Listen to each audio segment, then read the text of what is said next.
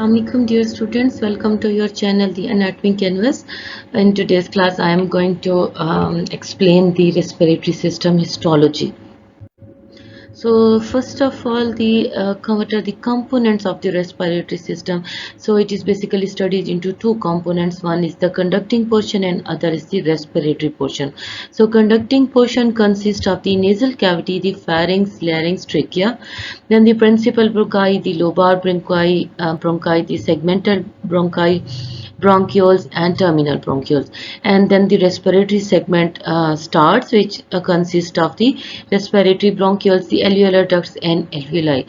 So function of the conducting system are like adjustment, like temperature adjustment, humidifying the air, purification and cleaning the dust material, and while the respiratory portion is doing the gas exchange between blood and respiratory system and minimize the damage and and it also has some cells which combat the foreign particles. So these are the basically the two components, the conducting portion and then the respiratory portion.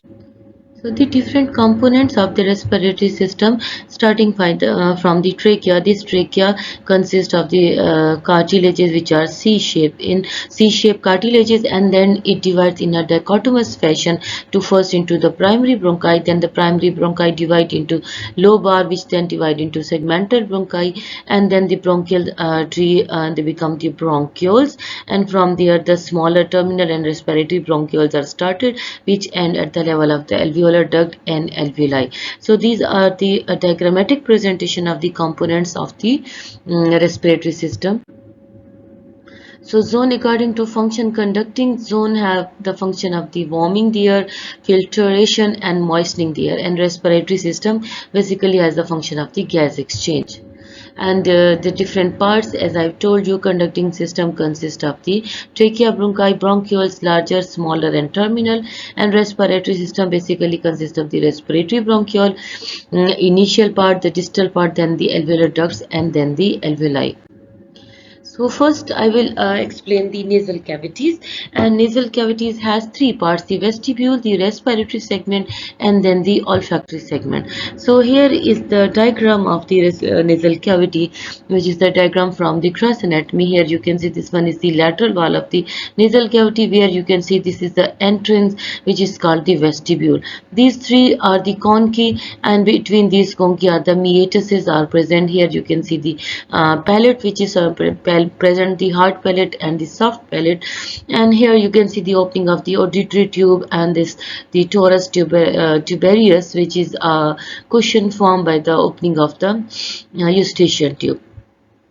In this area you can see the pharyngeal recess. So up to this area, this part is the vestibule of the nasal cavity. This whole area is the respiratory epithelium. It is lined by respiratory epithelium, and this area is lined by the olfactory epithelium. So again you can see this is the olfactory epithelium area, where the olfactory epithelium is present, a area where the respiratory epithelium is present, and area which is called the vestibule. So what is the vestibule? This vestibule is basically lined by the stratified squamous non-keratinized epithelium with the finest hairs which are present. Here you can see the hair follicles which are present. These finest hairs are called the vibrissae, and in association to these hair follicles you can also see the sebaceous glands which are also present. So very important point, as we enter from the outer, that is the stratified squamous keratinized epithelium, to the inner side of the nasal cavity, that is the vestibule, the epithelium become the non-keratinized. The finer hair, the vestibule, they are all present in addition to non-keratinized epithelium, and here you can see the lamina propria. Then is the respiratory segment of the nasal cavity. It is also very important, lined by the pseudostratified columnar ciliated epithelium, and beneath the epithelium is the lamina propria, and then is the periosteum or the bone which is present. Or in case where the cartilages are present, then there will be the cartilage over here. So the different types of the cells which are present in respiratory epithelium are: number one, the most important type of the cells are the ciliated cells. So as the epithelium is a pseudostratified ciliated columnar, so it contains large number of the ciliated columnar cells. In addition to the ciliated columnar cells, the goblet cells are also present. And then the third type of cells which are present in addition to these two, these are the brush cells, and these brush cells are lined by the blunt microvilli. The fourth type of the cells which are present are the small granule cells, and these small granules are basically one of the cell types of the enteroendocrine system. They are also called the Kolchitsky cell. And fifth cell type which are present at the bases, these are also called the basal cells, from which all of the cells are taking origin. Then in the blue color you can see the basement membrane is present. So as this is the Mason's trichrome stain, so in this slide you can see the basement membrane in the bluish color, and this is also important feature because respiratory epithelium contains a thick basement membrane. Beneath this basement membrane there is the lamina propria, which contains connective tissue, large number of these cells, and also venule is visible over here. Next in this slide also you can see the different cell types which are present. So the ciliated cells, the goblet cells, the brush cells, the small granule cells, and the basal cell. So here this is the scanning electron micrographic picture of the respiratory epithelium. These both are the slides taken from the respiratory epithelium. In this area you can see the goblet cell is present in addition to the ciliated columnar cell, and this slide is taken from the area which contain large number of the goblet cell, and even you can see the mucus which is present over here. So this is a scanning electron micrographic picture, and this is the Mason trichrome staining of the light microscopic picture of the respiratory epithelium.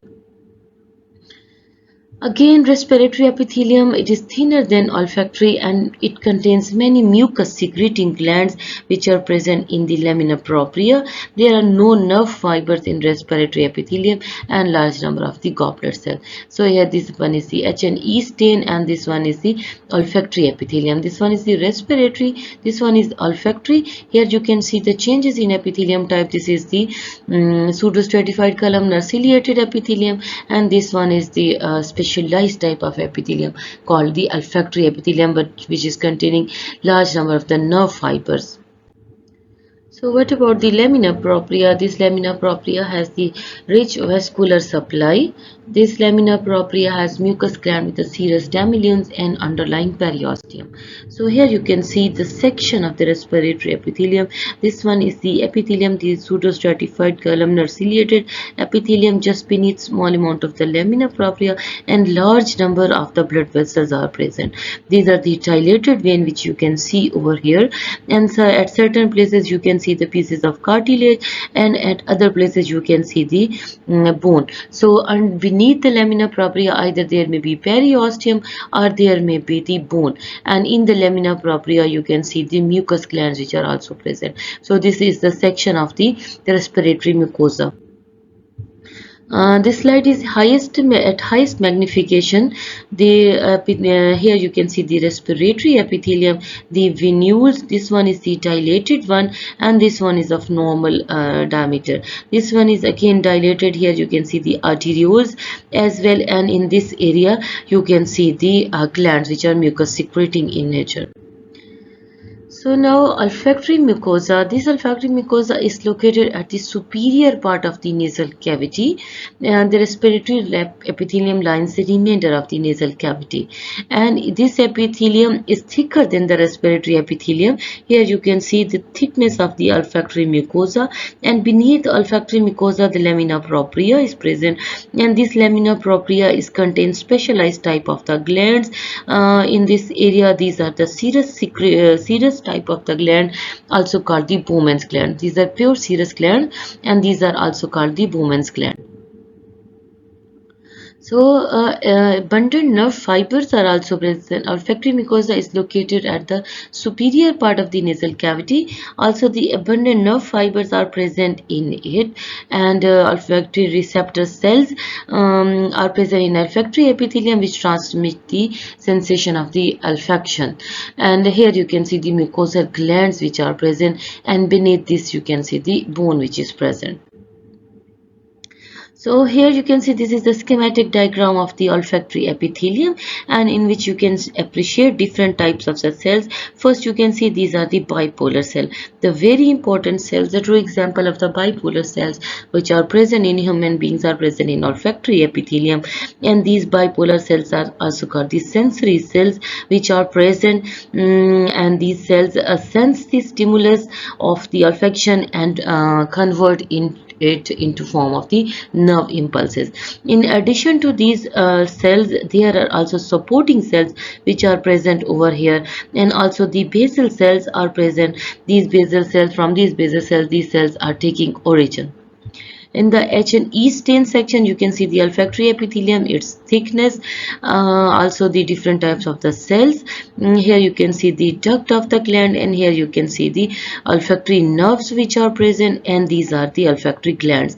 Olfactory glands also called the Bowman's gland, and here the duct of the Bowman's gland is present.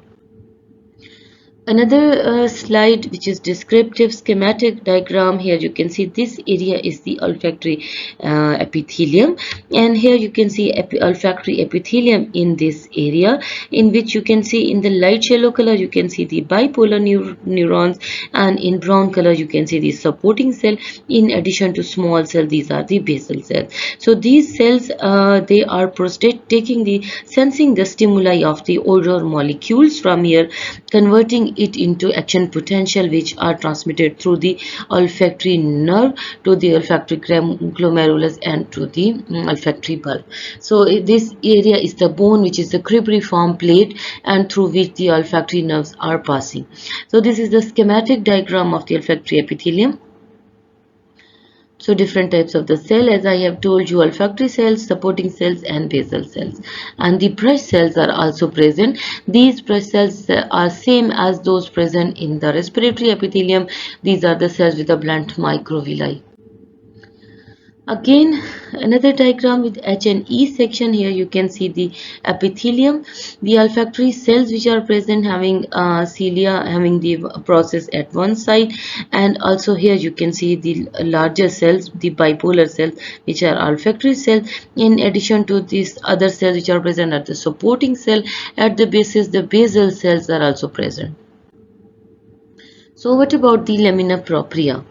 Lamina propria contains the blood vessels, nerves, and lymphatics, and both the myelinated and unmyelinated nerve fibers. So here you can see the myelinated nerve which is present. Here you can see large number of the Bowman's glands, which are serous secreting glands. Again, this area you can see this is the respiratory epithelium, and this one is the olfactory. So you can better compare these two epithelia over here. This one is the modified epithelium, specialized epithelium called the olfactory epithelium, and this is the respiratory epithelium, which is pseudo-stratified columnar ciliated. Lamina propria contains Bowman glands in olfactory area, and here it contains the mucus gland, and also it contains large number of the nerve vessel in olfactory area. So next to this is the pharynx. So here you can see this is the area of the oropharynx, this one is the area of the nasopharynx, and this one is the area of the laryngopharynx.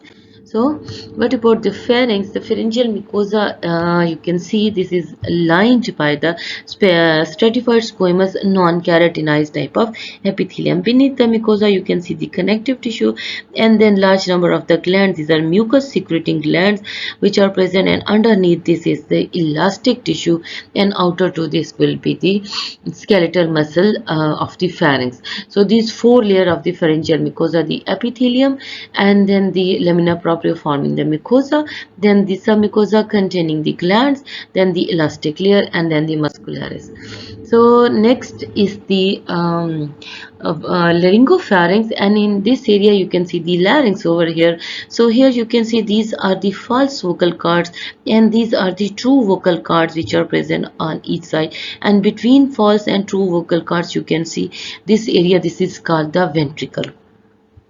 So detailed histology, you can see this is the area of the false vocal cord, true vocal cord, and here the epithelium is the stratified squamous non-keratinized type epithelium, and here you can see the false vocal cord which are lined by the pseudo-stratified columnar ciliated epithelium which is respiratory epithelium.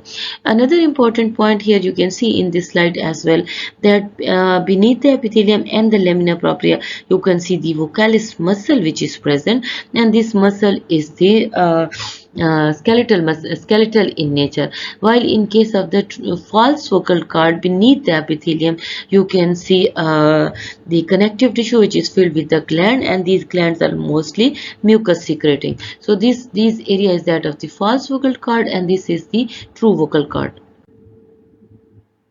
Now the epiglottis, and epiglottis is one of the cartilage of the larynx, and this is a leaf-like cartilage, and this leaf-like cartilage has two mucosal surface. One is the oral and other is the respiratory, and in the center you can see the elastic cartilage which is present. So this is the diagrammatic, and this one is the slide of the epiglottis. Here you can see this epithelium is a respiratory epithelium. Here you can see the epithelium is pseudostratified columnar ciliated, and this is the olfactory epithelium which is facing the oral cavity and the oropharynx, and this is lined with stratified squamous non-keratinized epithelium. This area is that of the transition area. Beneath the epithelium here is the lamina propria, and also here you can see the lamina propria, and in the center you can see the cartilages which are present. These are the elastic cartilages. So this one is the slide of the epiglottis. Most of the student may have a slide of epiglottis in OSPE because this is one of the very important slide for OSPE. This is all about your today's class. Thank you very much for your attention, and Allah Hafiz till the next class.